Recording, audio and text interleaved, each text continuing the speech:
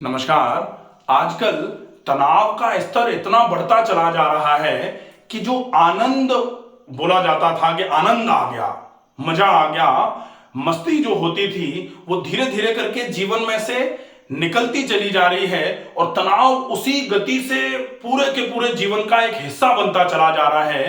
कभी कभी पूरे महीने में या फिर सालों में कभी एक आध बार ऐसा लगता है कि आज तो मजा आ गया, आज जैसा तो कई समय से, कई सालों से या कई महीनों से फील नहीं हुआ था। तो ये जो आनंद की अवस्था है, इस अवस्था को पंचकोश सिद्धांत में सामान्य तौर पर 5 कोष पूरे रखे गए, जिसमें सबसे पहला कोष होता है अन्नमय कोष, दूसरा होता है प्राणमय कोष, तीसरा होता है मनोमय कोष और चौथा होता है विज्ञानमय कोष और उसके बाद होता है आनंदमय कोष।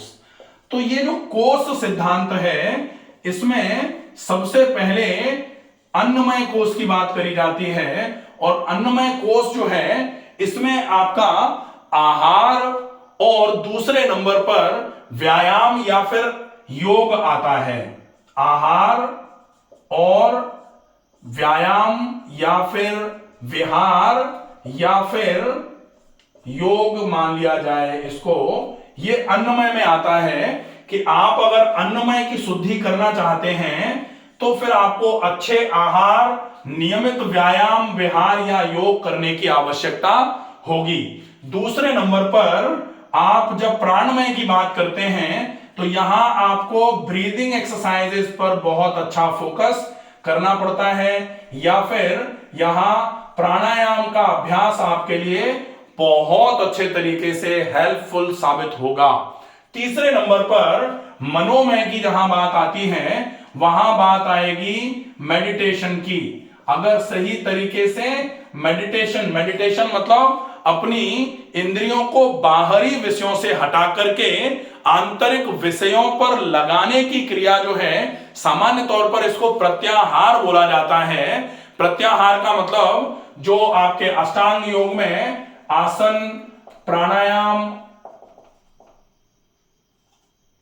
फिर प्रत्याहार, धारणा, ध्यान और समाधि, ये तो हो गए, ये हो गए 6। और सबसे पहले है यम और नियम, 2 ये हैं, ठीक है। तो यम नियम के बाद में इन 2 को अगर जैसे प्रैक्टिसेबल नहीं माना जा रहा है आजकल, क्योंकि यम जो होते हैं 5 होते हैं, सत्य, अहिंसा, आस्तेय, अपरिग्रह, ब्रह्मचर्य, इनको कहा जा रहा है कि ये पॉसिबल नहीं है क्योंकि दुकानदार कैसे सत्य बोलेगा। चलो मान लेते हैं, कोई बात नहीं। नियम में शौच, संतोष, तप, स्वाध्याय, ईश्वर प्रणिधान 5 होते हैं, तो इसमें से कुछ तो फॉलो कर ही सकते हैं। आसन से मान लो आप तो कि आसन का अभ्यास आप कर सकते हो। तो यहां हम अन्नमय में सामान्य तौर पर आहार और व्यायाम की बात करते हैं, तो आहार अच्छा खाओ और व्यायाम में आसनों का अभ्यास आप यहां अन्नमय में करेंगे। प्राणमय में यहां आप प्राणायाम का अभ्यास करेंगे। फिर मनोमय में आप ये धारणा, ध्यान और प्रत्याहार का उपयोग जो है ना, प्रत्याहार, धारणा और ध्यान, इन तीनों चीजों का उपयोग कर लेंगे। जब आप अच्छे तरीके से प्रत्याहार और धारणा और ध्यान का उपयोग करेंगे, उसके बाद आपकी जो विज्ञानमय है, इसको बोला जाता है रीजनिंग या फिर सेल्फ रियलाइजेशन, या फिर आप सेल्फ स्टडी करते हो। विज्ञान का मतलब है जो एनालिसिस, क्रमबद्ध ज्ञान, उसी को तो विज्ञान बोला जाता है। विज्ञान का मतलब ऐसा नहीं कि विज्ञानमय कोर्स का मतलब आप विज्ञान की किताबें पढ़ने बैठ जाओ। विज्ञान की किताबें पढ़ने की आवश्यकता नहीं है, यहां सेल्फ स्टडी है, स्टडी ऑफ सेल्फ। आप क्रमबद्ध ज्ञान जो आपके अंदर आएगा, उसकी वजह से प्रॉपर एनालिसिस करना आप चालू कर देंगे। प्रॉपर एनालिसिस करेंगे, उसके बाद आप सही डिसीजन पर पहुंचना चालू हो जाएंगे। और उसके बाद जब आपको ये पता लग जाएगा कि भाई जो भी समस्याएं हो रही हैं ये क्षणिक मात्र हैं, कुछ समय के लिए हैं, अच्छा आया है तो बुरा भी आने वाला हो सकता है, और बुरा चल रहा है तो डेफिनेटली कुछ समय के बाद अच्छा आने वाला है। जैसे ही ये ज्ञान आपको होगा, तब फिर आप आनंद की अवस्था में रहना चालू हो जाएंगे और उसी फेज को बोला जाता है आनंदमय अवस्था। आनंदमय अवस्था में आने के लिए आपको पूरा प्रॉपर तरीके से यहां तक चलना पड़ेगा।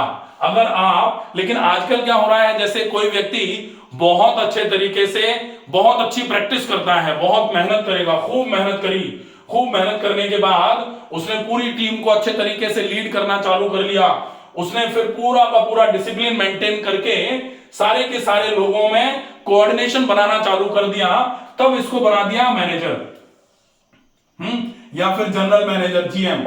और जीएम बनने के बाद फिर वो यहां पहुंचने के बाद दुनिया भर की स्ट्रेस की अवस्था को झेल नहीं पाया, तो यहां आनंद में पहुंचने के पहले ही वो धीरे धीरे करके और नीचे आ गया, क्योंकि वो इस अवस्था को मैनेज नहीं कर पाया। प्रमोशन करते गए, लेकिन अगर वो प्रॉपर सेल्फ रियलाइजेशन नहीं हो पाएगा तो निश्चित ही धीरे धीरे करके स्ट्रेस का लेवल बढ़ेगा। तो आनंद की अवस्था आनी चाहिए थी, लेकिन आनंद की अवस्था में नहीं आ पाए और गड़बड़ हो गई। इसका मतलब होता है कि डेफिनेटली आप धीरे धीरे करके आपने सब कुछ किया, यहां से धीरे धीरे करके बढ़े ऊपर, लेकिन आनंद की अवस्था में पहुंचने के पहले अगर बैलेंस नहीं हो पाए या आपको प्रॉपर तरीके से आपने लीनियरिटी या फिर जो क्रमबद्ध ज्ञान जो होता है वो अगर आपने प्रॉपर तरीके से एनालिसिस करके नहीं समझ पाया, तो डेफिनेटली वो फिर आपके लिए बहुत सारी जो निराशाएं होती हैं उसका कारण बनेगा। और निराशाओं का कारण अगर आपका मन बन रहा है तो डेफिनेटली आनंदमय अवस्था में तो नहीं आ सकते हैं। इसलिए बहुत आवश्यकता होती है कि आप अगर सही तरीके से ऊपर की तरफ चलेंगे, अच्छा भोजन करिए, नियमित व्यायाम करिए, अच्छे तरीके से प्राणायाम करिए, फिर मेडिटेशन करिए, मेडिटेशन के बाद आप सेल्फ रियलाइजेशन के लिए, सेल्फ स्टडी के लिए थोड़ा बहुत प्रेयर जो होती हैं, सवेरे शाम आंखें बंद करके अपने आप का अध्ययन करने का काम करिए।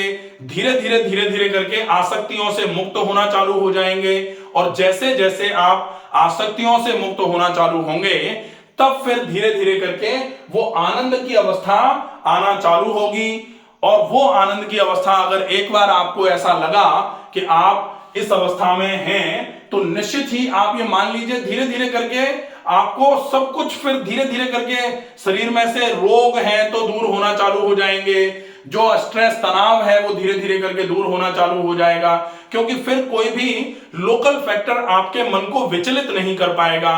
और अगर लोकल फैक्टर आपके मन को विचलित नहीं कर पाएगा तो निश्चित ही आप डेफिनेटली उस जो सेल्फ रियलाइजेशन का स्टेज होता है, अब लोग कह सकते हैं कि ये तो बहुत ज्ञान की बात है, ज्ञान की बात तो डेफिनेटली है क्योंकि अष्टांग योग की बात है, अष्टांग योग में तो समाधि की बात कही गई है ना। तो अब अगर कहें कि समाधि संभव नहीं है तो डेफिनेटली अष्टांग योग में समाधि तो लिखी इसलिए गई थी कि भाई वहां तक पहुंचने का मार्ग इसलिए बनाया गया कि लोग पहुंचने का प्रयास कर पाए, और निश्चित ही कई लोगों ने प्रयास किया और सफल भी हुए हैं। तो निश्चित ही ये वाली अवस्था आप डेफिनेटली इसको अचीव कर सकते हो, लेकिन एक पूरा सिस्टमेटिक तरीके से चलने की आवश्यकता होगी। अगर आप चलते हैं तो रोग तो बहुत छोटी सी बात है, आप अपने स्ट्रेस को ऐसे बाहर निकाल देंगे शरीर से जैसे कभी था ही नहीं। अगर ये वीडियो आपको पसंद आए तो ज्यादा से ज्यादा लोगों तक इस वीडियो को पहुंचाएं। स्वस्थ रहिए, सुरक्षित रहिए। धन्यवाद।